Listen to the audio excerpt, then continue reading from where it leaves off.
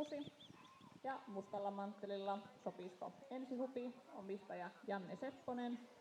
Koiran ennätys 25,66 ja koira lähtee kopista 4.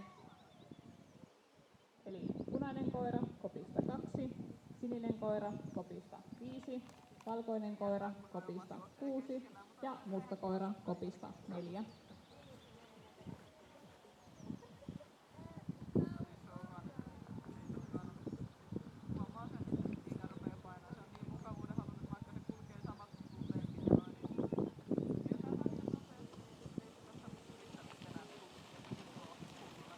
Näin koirat ovat kopissa ja viehe voi lähteä liikkeelle.